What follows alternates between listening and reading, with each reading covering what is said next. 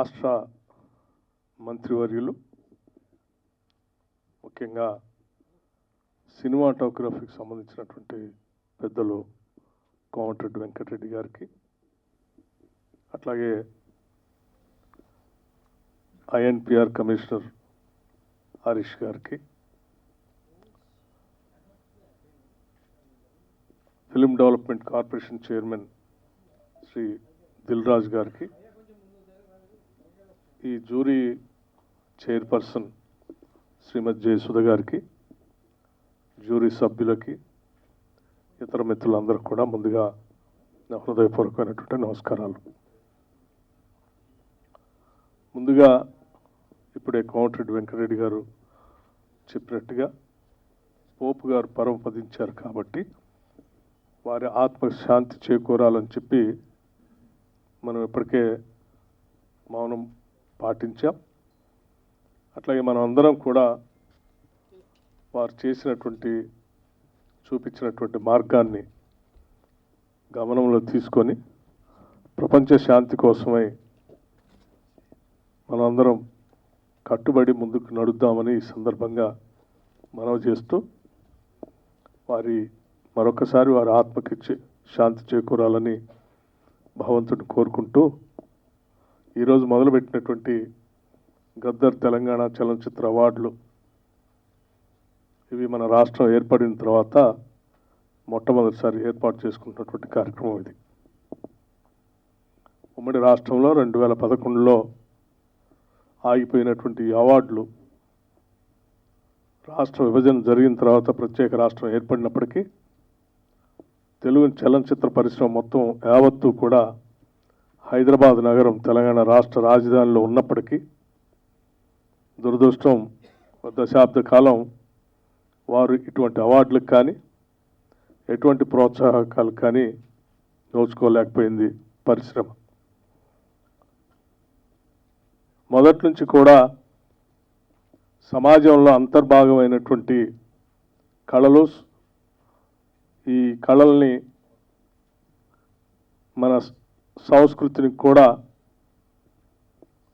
Media ద్వారా ముఖ్యంగా cinema ద్వారా ఖండాంతరాలకు వ్యాప్తి చేసినటువంటి తెలుగు సినీ పరిశ్రమని అనాదిగా ఆనాటి కాంగ్రెస్ ప్రభుత్వాలు ప్రోత్సహిస్తూ వచ్చాయి.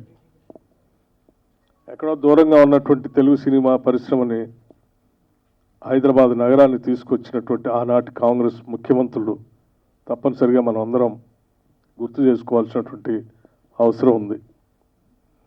వారి హయాంలోనే ఇక్కడ పరిశ్రమను తీసుకొని రావడం కోసం వారు చేసినటువంటి ప్రయత్నం, ఇక్కడ పరిశ్రమ స్థిరపడటానికి కావాల్సినటువంటి సినిమా స్టూడియోలు, ఫిలిం నగర్ ఏర్పాటు కానీ ఇతరత్ర కార్మికుల కోసం ఏర్పాటు చేసినటువంటి కార్యకలాపాలు కానీ, హౌసింగ్ సంబంధించినటువంటి కార్యక్రమం కానీ, ఇవన్నీ కూడా ఆనాటి కాంగ్రెస్ ప్రభుత్వాలు ఈ పరిశ్రమని ముందు తీసుకొని పోవడం కోసం శాయశక్తులా ప్రయత్నం చేశారు. ఇప్పుడు కూడా ఈ మీడియా అత్యంత బలమైంది. సమాజానికి ఉపయోగపడేటట్టుగా కథలు కథనాలతో సినిమాలు తీస్తూ సమాజ అభివృద్ధి కోసం, సమాజంలో ఉన్నటువంటి పరిస్థితుల్ని ఆకలింపు చేసుకొని విలువలను ప్రోత్సహించడం కోసం చాలా బలంగా ముద్ర వేసేటువంటి ఈ మీడియాని మనం ఎప్పుడు కూడా కాపాడుకుంటూ ముందుకు పోవాల్సినటువంటి అవసరం, బాధ్యత పాలకులపైన ఉంది. నిత్యం సమాజ పరివర్తన కోసం, తద్వారా ప్రజల జీవన స్థితిగతులు మెరుగుపడటం కోసం, విలువలతో కూడినటువంటి సమాజ నిర్మాణం కోసం బలంగా ఉపయోగపడేటువంటి ఈ తెలుగు సినీ పరిశ్రమని బాధ్యత కలిగినటువంటి ప్రభుత్వాలు ప్రోత్సహిస్తూ వాటి ద్వారా ప్రజల సందేశాన్ని ఇప్పించాల్సినటువంటి అవసరం కూడా ఉందని ఈ ప్రభుత్వం భావిస్తూ ఉంది. అందుకే ముఖ్యమంత్రి శ్రీ రేవంత్ రెడ్డి గారు, కాంగ్రెస్ ప్రభుత్వం వారి నాయకత్వంలో ఒక నిర్ణయం చేసి దశాబ్ద కాలం పైబడి తెలుగు సినిమా పరిశ్రమని పూర్తిగా నిర్లక్ష్యం చేయటం ఇది మంచి సాంప్రదాయం కాదు, ఇది మంచిది కాదని చెప్పి ఆలోచన చేసి తప్పనిసరిగా మనం ఈ తెలుగు సినిమా పరిశ్రమను ప్రోత్సహించాల్సిన అవసరం ఉందని చెప్పి ఒక నిర్ణయం తీసుకొని మళ్ళీ తిరిగి తెలుగు చలనచిత్రాలకు సంబంధించినంత వరకు, తెలుగు చలనచిత్రాలే కాదు ఈ ప్రాంతానికి సంబంధించిన ఉర్దూ మీడియంకి సంబంధించినటువంటి చిత్రాలను కూడా ప్రోత్సహించాలనేటువంటి ఆలోచనతో గద్దర్ తెలంగాణ చలనచిత్ర అవార్డులు 2024ని మొట్టమొదటిసారిగా ఈ రాష్ట్రంలో ప్రవేశపెట్టాం. దీనికి చాలా కారణాలు కూడా ఉన్నాయి. గద్దర్ తెలంగాణ చలనచిత్ర అవార్డులు అని అంటే తెలంగాణ సంస్కృతి, తెలంగాణ గుండె చప్పుడిని తన కళల ద్వారా విశ్వవ్యాప్తం చేసినటువంటి మహానుభావుడు గద్దర్. ఆయన బాణి కానీ లేకపోతే ఈ తెలంగాణలో ఉన్నటువంటి సంస్కృతిని, ఈ తెలంగాణలో ఉన్నటువంటి భావజాలాన్ని తెలంగాణ రాష్ట్రానికే కాకుండా దేశవ్యాప్తంతో పాటు ప్రపంచంలో ఒక స్పష్టమైనటువంటి మార్గాన్ని ఏర్పాటు చేయడం ద్వారా ప్రతి తెలంగాణ పల్లెలో కూడా ఆయన బాణి ద్వారా సమాజానికి పనికొచ్చేటువంటి కళల ద్వారా వ్యాప్తి చేసేటువంటి కార్యక్రమాన్ని ప్రతి చిన్నవాడి దగ్గర నుంచి వృద్ధుడి వరకు తీసుకొని ముందుకు వెళ్ళినటువంటి విషయం మనందరికీ తెలిసిందే. ఒక శతాబ్దానికి ఒక మనిషి అటువంటి వాళ్ళు పుడతారు.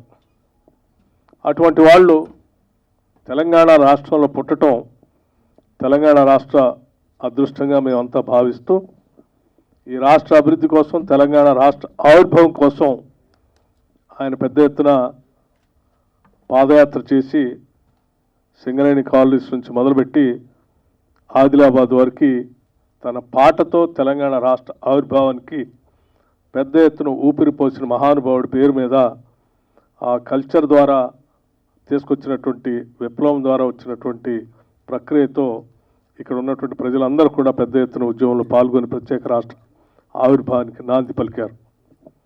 అటువంటి వ్యక్తి పేరు మీద ఈ కళలకు పుట్టినిల్లు అయినటువంటి హైదరాబాద్ నగరంలో ఉన్నటువంటి తెలంగాణ తెలుగు చలనచిత్ర పరిశ్రమని పూర్తిగా పెద్ద ఎత్తున ఈ దేశంలోనే కాదు ప్రపంచంలో కూడా ఎంత పెద్ద ఎత్తున సినిమా అవార్డులు చేసుకుంటారో అంతకంటే గొప్పగా హైదరాబాద్ నగరంలో చేయాలనేటువంటి ఆలోచనతోనే ఈ రాష్ట్ర ప్రభుత్వం చాలా స్పష్టంగా ఉంది.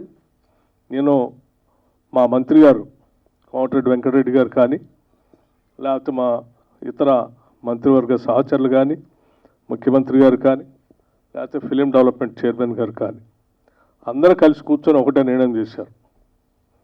నా భూతో నా భవిష్యత్, హైదరాబాద్ నగరంలో జరిగేటువంటి చలనచిత్ర సంబంధించినటువంటి అవార్డులు ప్రతి దగ్గర మాట్లాడుకోవాలి.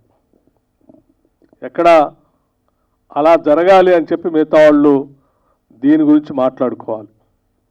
ఆ స్థాయిలోనే ఈ ఫంక్షన్ కూడా ఉండాలని, దానికి కావలసినటువంటి అన్ని సహాయ సహకారాలు రాష్ట్ర ప్రభుత్వం ద్వారా అందిస్తామని వారు చాలా స్పష్టంగా ప్రభుత్వం తరఫున ఇప్పటికే చెప్పడం జరిగింది. ఈ జరిగేటువంటి ప్రక్రియలో ఎటువంటి భావబంధాలకి లేకపోతే రాగద్వేషాలకు అతీతంగా ఈ జ్యూరీలో సినిమాలను మీరు సెలెక్ట్ చేసి సందేశాత్మకమైనటువంటి సినిమాలతో సమాజానికి ఉపయోగపడేటువంటి కార్యక్రమాన్ని ముందుకు తీసుకొని పోయే ప్రక్రియలో సెలక్షన్ కూడా అంత ట్రాన్స్పరెంట్గా చేయాలని, తద్వారా అందరినీ ప్రోత్సహించడానికి ఉపయోగపడుతుందని చెప్తూ చలనచిత్రాలతో పాటు చాలా మిగతా అవార్డులు కూడా ఇందులో పొందుపరిచాం. వ్యక్తులుగా చలనచిత్ర పరిశ్రమకి గొప్ప పేరు తీసుకొచ్చినటువంటి మహానుభావులు అందరినీ కూడా వాళ్ళ పేరు మీద కూడా ప్రత్యేక అవార్డులు ఇందులో పొందుపరిచి వారి పేరు మీద కూడా అవార్డులు ఇచ్చే కార్యక్రమాన్ని చేపడతా ఉన్నారు.